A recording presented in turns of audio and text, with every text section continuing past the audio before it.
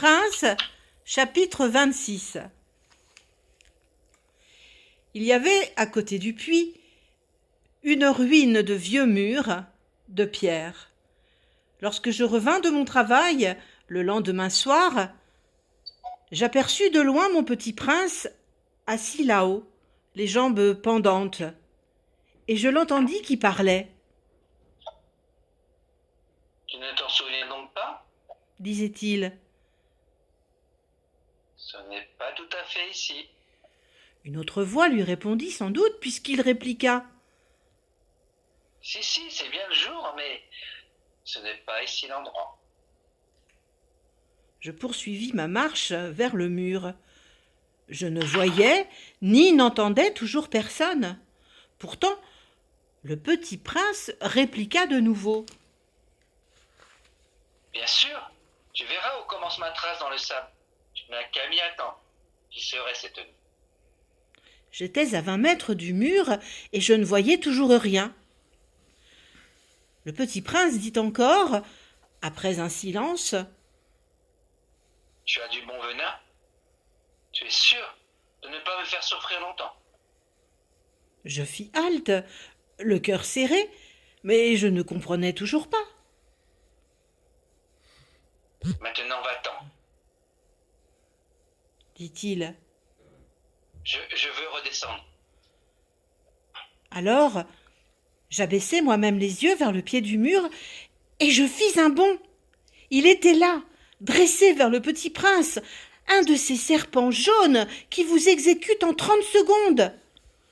Tout en fouillant ma poche pour en tirer mon revolver, je pris le pas de course.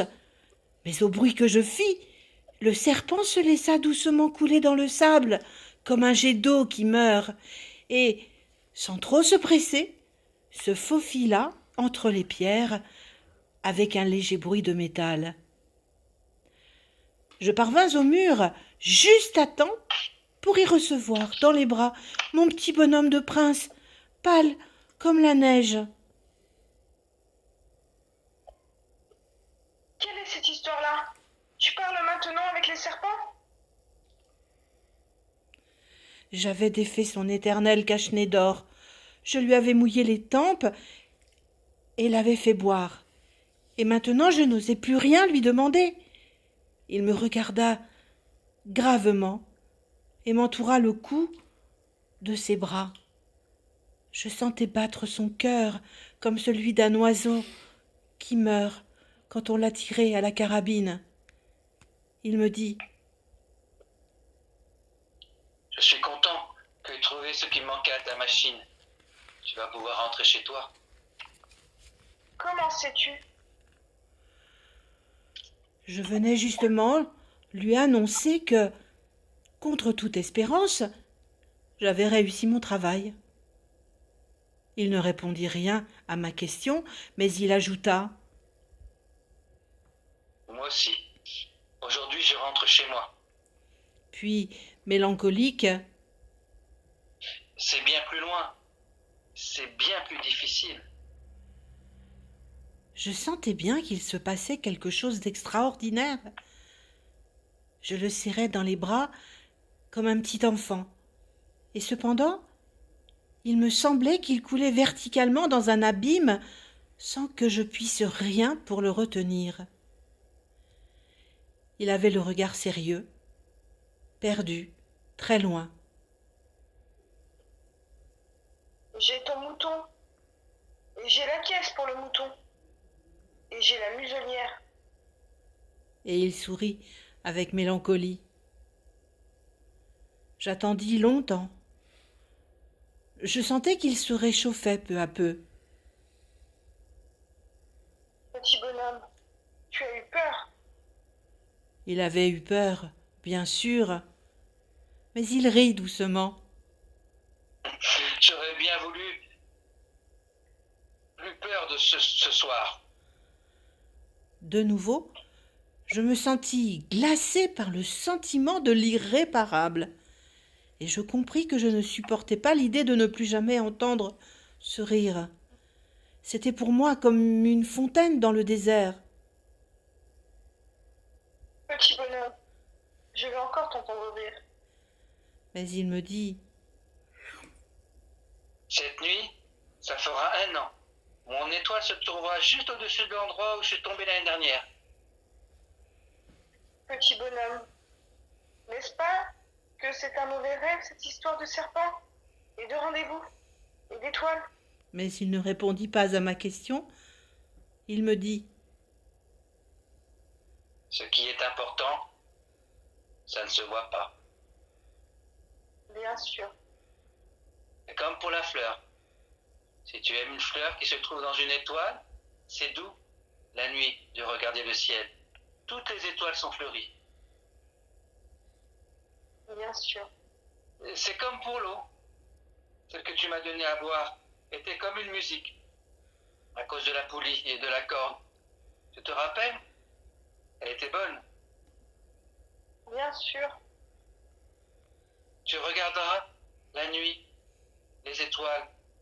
C'est trop petit chez moi pour que je monte où se trouve la mienne. C'est mieux comme ça. Mon étoile, ce sera pour toi une des étoiles. Alors toutes les étoiles, tu aimeras les regarder. Elles seront toutes tes amies. Et puis, je vais te faire un cadeau. Il rit encore. Ah, petit bonhomme, j'aime entendre ce rire. Justement, ce sera mon cadeau. Ce sera comme pour l'eau. Que veux-tu dire? Les gens ont des étoiles qui ne sont pas les mêmes. Pour les uns qui voyagent, les étoiles sont des guides. Pour d'autres, elles ne sont rien que des petites lumières. Pour d'autres qui sont savants, elles sont des problèmes. Pour mon businessman, elles étaient de l'or. Mais toutes ces étoiles-là se taisent. Toi, tu auras des étoiles comme personne n'en a. Que veux-tu dire? Quand tu regarderas le ciel, la nuit, puisque j'habiterai dans l'une d'elles, puisque je rirai dans l'une d'elles, alors ce sera pour toi comme si riraient toutes les étoiles. Tu auras toi des étoiles qui savent rire. Et il rit encore. Et quand tu seras consolé, on se console toujours, tu seras content de m'avoir connu. Tu seras toujours mon ami. Tu auras envie de rire avec moi. Et tu ouvriras parfois la fenêtre, comme ça, pour le plaisir. Et tes amis seront bien étonnés de te voir rire en regardant le ciel. Alors, tu leur diras: oui, les étoiles, ça me fait toujours rire. Et ils te croiront fou. Je t'aurai joué un bien vilain tour. Et il rit encore. Ce sera comme si je t'avais donné au lieu d'étoiles des tas de petits grelots qui savent rire. Et il rit encore. Puis il redevint sérieux. Cette nuit,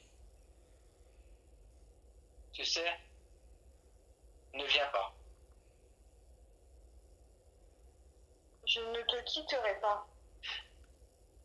J'aurais l'air d'avoir mal, j'aurais un peu l'air de mourir. C'est comme ça. Ne viens pas voir ça. Ce n'est pas la peine. Je ne te quitterai pas. Mais il était soucieux. Je te dis ça, c'est à cause aussi du serpent. Il ne faut pas qu'il te morde. Les serpents, c'est méchant. Et ça peut mordre pour le plaisir. Je ne te quitterai pas. Mais quelque chose le rassura. C'est vrai, qu'ils n'ont plus de venin pour la seconde morsure. Cette nuit-là, je ne le vis pas se mettre en route. Il s'était évadé sans bruit. Quand je réussis à le rejoindre, il marchait décidé, d'un pas rapide. Il me dit seulement: Ah, tu es là? et il me prit par la main. Mais il se tourmenta encore. Tu as eu tort. Tu auras de la peine. J'aurai les dettes aux morts. Ce sera pas vrai. Moi, je me taisais. Tu comprends? C'est trop loin. Je ne peux pas emporter ce corps-là. C'est trop lourd.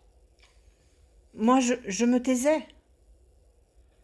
Mais ce sera comme une vieille écorce abandonnée. Ce n'est pas triste, les vieilles écorces. Moi, je me taisais. Il se découragea un peu, mais il fit encore un effort. Tu seras gentil, tu sais. Moi aussi, je regarderai les étoiles. Toutes les étoiles seront des puits avec une poulie rouillée. Toutes les étoiles me verseront à boire. Moi, je me taisais. Ce sera tellement amusant. Tu auras 500 millions de grelots, j'aurai 500 millions de fontaines. Et il se tut aussi, parce qu'il pleurait. C'est là. Laisse-moi faire un pas tout seul. Et il s'assit, parce qu'il avait peur. Il dit encore, Tu sais, ma fleur, j'en suis responsable. Et elle est tellement faible, et elle est tellement naïve. Elle a 4 épines de rien du tout pour la protéger contre le monde. moi je m'assis parce que je ne pouvais plus me tenir debout. Il dit, Voilà, c'est tout. il hésita encore un peu, puis il se releva. Il fit un pas. Moi je ne pouvais pas bouger. Il n'eut rien qu'un éclair jaune près de sa cheville. Il demeura un instant immobile. Il ne cria pas. Il tomba doucement comme tombe un arbre. Ça ne fit même pas de bruit à cause du sable.